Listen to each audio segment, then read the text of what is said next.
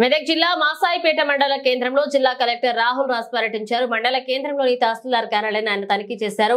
పలు రికార్డులను పరిశీలించారు. ధరణి సమస్యలపై వివరాలు అడిగి తెలుసుకున్నారు. ధరణిలో నెలకొన్న సమస్యలను వెనువెంటనే పరిష్కరించాలని సిబ్బందికి సూచించారు.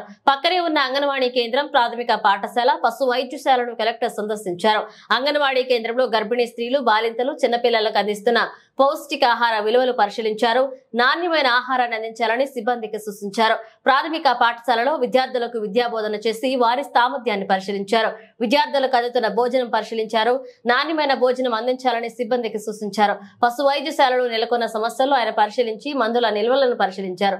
రైతులకు అందుబాటులో ఉండి సేవలు అందించాలని సూచించారు. ఈ సందర్భంగా ఆయన మీడియాతో మాట్లాడుతూ జిల్లా వ్యాప్తంగా ధరణిలో నెలకొన్న సమస్యలను వెంటనే పరిష్కరించేందుకు కృషి చేస్తున్నామన్నారు.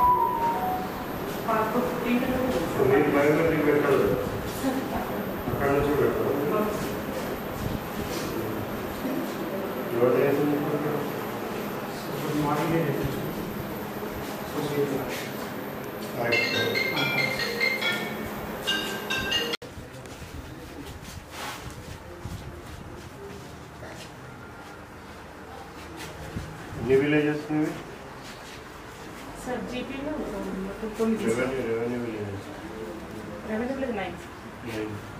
9 की కాసరపాణిలు ఉన్నాయా सर ఇక్కడ అన్నిటికీ లేవు సార్ కొన్ని ఉన్న వరకు ఇక్కడ కాసరపాణి అని ఇక్కడ ఉంటుంది